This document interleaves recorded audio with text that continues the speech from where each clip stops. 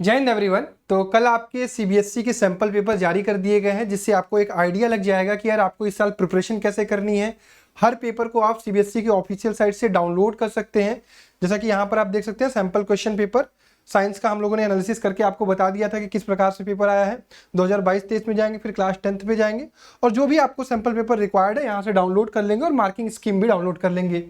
अब इसके बाद जो हम इस वीडियो में एनालिसिस करने वाले हैं वो मैथ्स का सैंपल पेपर एनालिसिस करने वाले हैं कि पेपर का पैटर्न कैसा रहने वाला है।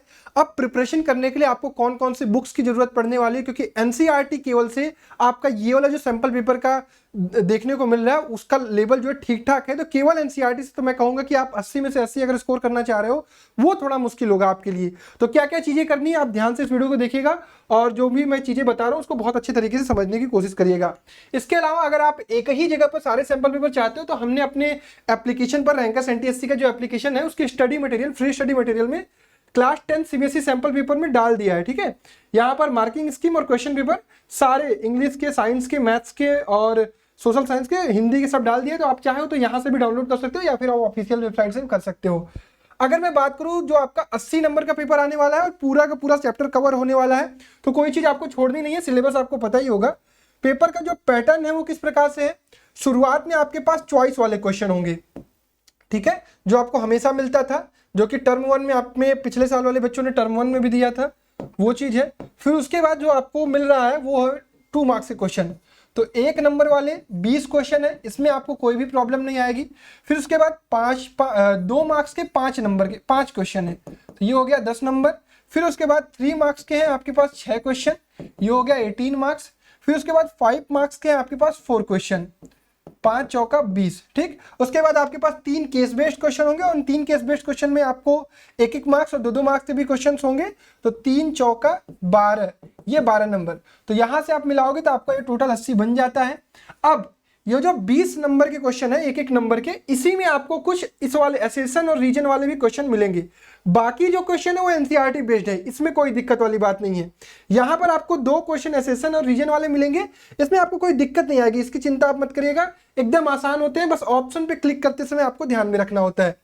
फिर उसके बाद अगर हम 2 मार्क्स की बात करें तो ये भी आपको एनसीईआरटी बेस्ड है, 2 मार्क्स वाले भी क्वेश्चन ठीक है।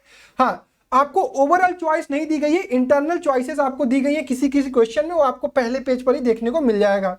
फिर उसके बाद अगर मैं बात करूं 3 मार्क्स के क्वेश्चन की, जो 3 मार्क्स के क्वेश्चन है और 5 मार्क्स के क्वेश्चन है वो बहुत अच्छे हैं। मैं यहीं पर आपको रिकमेंड करूंगा कि आप केवल एनसीईआरटी पर स्टिक मत रहिएगा। एनसीईआरटी के साथ अगर आप एग्जाम्पलर लगा रहे हो बहुत अच्छी चीज है, अदरवाइज एनसीईआरटी के साथ आरएस अग्रवाल जरूर कर लेना या फिर आरडी शर्मा का एग्जाम्पल्स केवल। ठीक, 3 मार्क्स के क्वेश्चन का लेवल अच्छा है, इसमें वर्ड प्रॉब्लम्स भी देखने को मिल रहे हैं। जो ट्रिग्नोमेट्री के सवाल है केवल डायरेक्ट सीधा एनसीईआरटी से नहीं है, थोड़े अच्छे प्रॉब्लम है, प्रूव करने वाले भी प्रॉब्लम अच्छे हैं। तो आपको ये ध्यान में रखना है। फिर उसके बाद मैं 4 मार्क्स की क्वेश्चन करूं, यहाँ पे जो पेपर में जो आपको देखने को मिल रहा है 4 मार्क्स वाले क्वेश्चन, 5 मार्क्स वाले, ये सभी के सभी वर्ड प्रॉब्लम है। अब वर्ड प्रॉब्लम है तो इसका मतलब पेपर में टाइम टेकिंग भी होगा, आपको वर्ड प्रॉब्लम पढ़ने में थोड़ी समस्या आएगी। तो अभी से आपको थोड़ा सा बनाना पड़ेगा कि हाँ भाई मैं सवाल जो है घर पे काफी मेहनत करूं। तो जितने भी ये लास्ट वाले प्रॉब्लम्स है ये लेंदी प्रॉब्लम्स है। ओवरऑल पेपर जो रहने वाला है वो थोड़ा आपका लेंदी रहने वाला है। तो जिन बच्चों की आदत नहीं है, जो बच्चे बहुत फास्टली चीजों को करना जानते हैं, उन्हें थोड़ी प्रॉब्लम होगी। तो आप थोड़ी सी आदत बनाइएगा क्वेश्चन को पूरा सॉल्व करने का। बड़े क्वेश्चन, कैलकुलेटिव प्रॉब्लम्स को सॉल्व करने की आदत लगा दीजिए, धीरे धीरे शुरू कर दीजिए। सेक्शन ई की मैं बात करूं तो यहाँ पर केस बेस्ड क्वेश्चन आपको मिल रहा होगा, 3 क्वेश्चन मिलेगा, जिनमें से आपको 2 मार्क्स वाले क्वेश्चन में इंटरनल चॉइस होगा और 1-1 नंबर के 2 क्वेश्चन और 1 2 मार्क्स का क्वेश्चन, और ओवरऑल कोई चॉइस नहीं दिया गया है। तो मिला जुला के जो आपका पेपर रहने वाला है वो काफी लेंदी रहने वाला है। यहाँ का जो पेपर का मेरा मानना है कि पेपर लेंदी है, तो आपको अभी से जो है अपने प्रैक्टिस पर काफी ध्यान देना पड़ेगा। ठीक, क्योंकि बहुत बाद में आपकी यही शिकायत आने वाली है, जब आप पेपर को अटेम्प्ट करोगे, एग्जाम हॉल में बैठोगे तो वहां पे आपको लगेगा कि आपका पेपर छूट गया है। तो अभी से घर पर बैठकर कैलकुलेटिव प्रॉब्लम जो लंबे लंबे कैलकुलेशन वाले हैं वो अभी से करना शुरू कर दो।